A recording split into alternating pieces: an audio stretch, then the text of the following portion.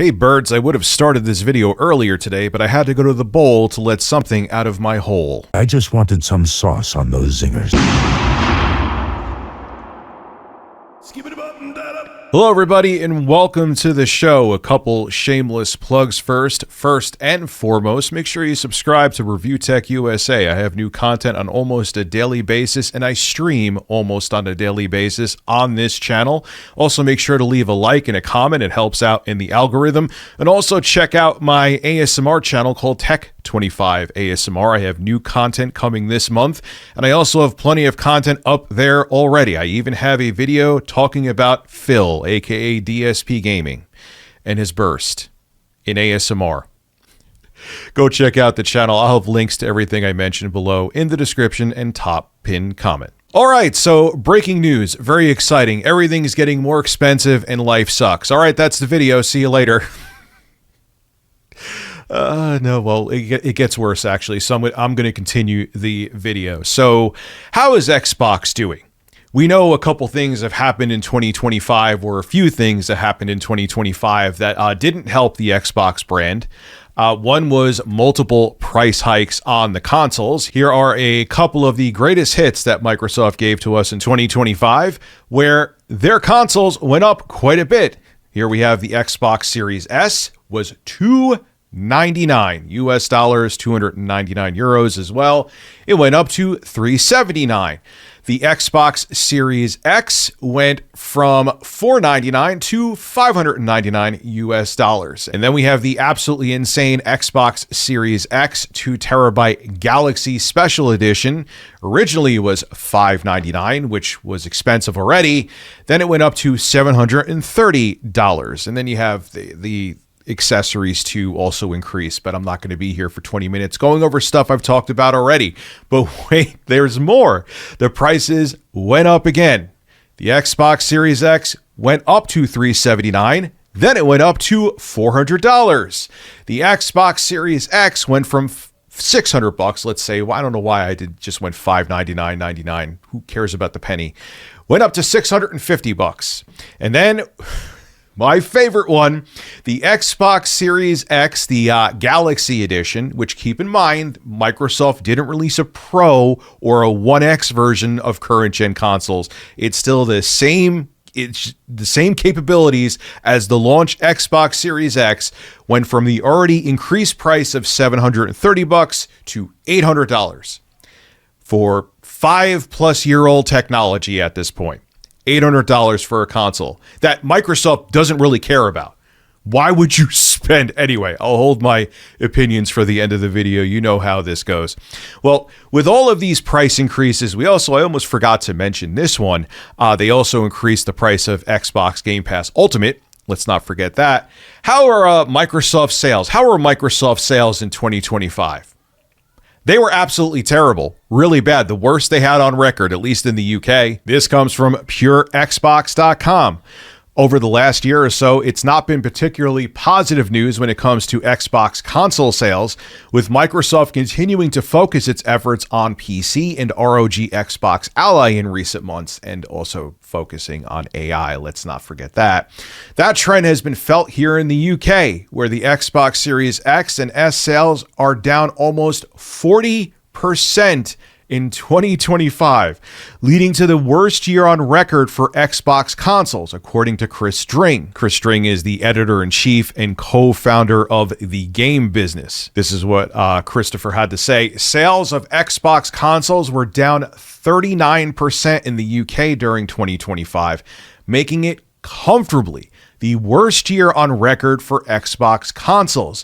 With the return of favorite Xbox franchises in 2026, might things improve this year? No, why would they improve? Why would they improve with upcoming games like Halo Campaign Evolved coming to the PS5 and other platforms?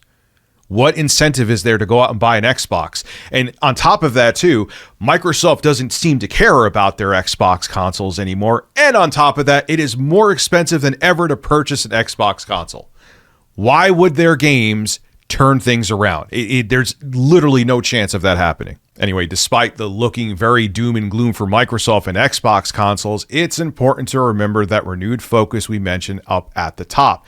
The team really isn't pushing Xbox Series X and S anymore. In fact, one Twitter response notes the strategy shift possibly leading to little improvement in 2026, with Dring and fellow Xbox reporter Jez Corden both agreeing with this. And someone replied back to Christopher Dring, and I totally agree with them. I feel it's not a matter of demand. The impression is that Microsoft no longer wants to sell consoles, no longer wants to focus on this business where profit margins are lowered. And that's exactly it. That's exactly it. Why would you go out and spend insane amounts of money with increased prices on their hardware when Microsoft essentially said, we're not doing hardware anymore?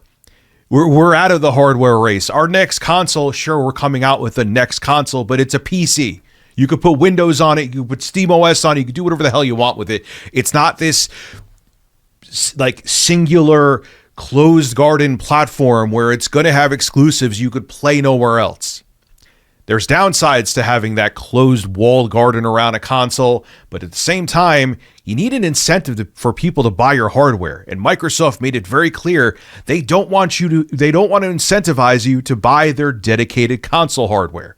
Go out and buy an Xbox Ally X or just sign up to Game Pass or do whatever, but we don't care about the hardware. So why should the consumer? And Jez Corden, who's an editor over at Windows Central, very nice guy, by the way, he replies back to Christopher Dring with the same tweet. Nope, and it's intentional. It's not going to turn things around. Microsoft does not want to turn things around. They rather you just sign up for their games as a service or buy their games on other platforms. They're looking to make Xbox as profitable as possible, even if it means screwing over their current consumers and fans. They don't care. But even though in the UK, Xbox has had its worst year on record, 2025 that is, man, it was bad in the States too. This comes from Tech Radar. This year, particularly in November, and its various end-of-year sales events like Black Friday has not been kind to gaming hardware sales. While the Nintendo Switch 2 has been very successful in its first 6 months on the market, the same can't really be said for other console manufacturers. Speaking to IGN, Circana senior editor and industry analyst Matt Piscatella revealed that the PS5 sales were down 40% year over year. That's in spite of strong discounts for PlayStation hardware last month. Even Nintendo suffered slightly. I'm reading this to you and talking about it because it's kind of indicative of the times that even during Black Friday, it was tough to sell consoles. Maybe because things are very expensive. Console prices have gone up, not come down. And people need to keep their lights on, not buy video games. Even Nintendo suffered slightly, with combined Switch 2 and original sales down 10% from last year's Switch-only performance. Though it was Microsoft's Xbox line that fell off the hardest, plummeting by a frankly staggering 70% year over year. And then you have the Microsoft CEO, Satya Nadella, essentially saying, don't call it AI slop. Embrace AI and it will see what it could do for us in the future. Yeah, the future looks like it sucks because of AI. And you can't tell me that this push for AI and all of these tech companies being up AI's ass isn't the reason, part of the reason that this is happening with Xbox. They're going to where they think the most gold is, and the most gold is building these AI data centers. That's why Micron stopped selling Crucial Memory, which was their consumer brand of memory, and they're just looking to do enterprise stuff and sell memory to the HBM memory to these AI data centers. They don't care. Hey, you were the customer that made us insanely wealthy and sometimes multi-trillion-dollar companies by supporting our products. Who cares?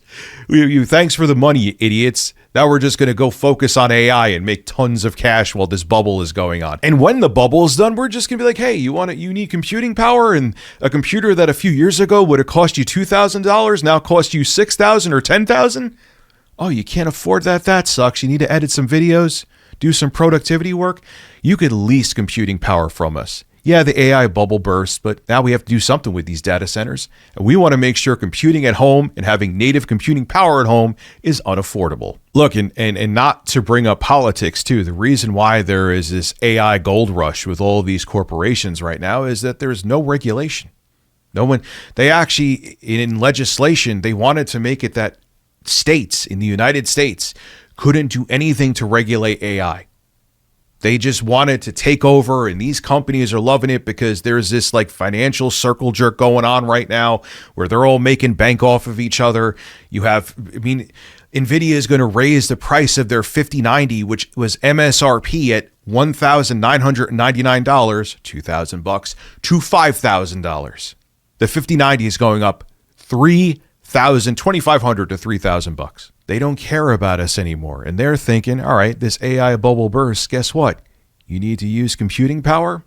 Sign up for a lease, sign up monthly, pay a subscription for the rest of your life. We don't want you to have the computing power at home. We want you to own nothing, so you are beholden to these corporations and these multi-billion tech oligarchs for the rest of your lives. That's essentially what they're saying. And it's working. Do you think the current administration of the United States is going to stop any of this and regulate it? Get real. Things are terrible. 2026 is starting off great, isn't it? This is Rich of Review Tech USA signing out. Have a good one. Smile, everybody. Or don't.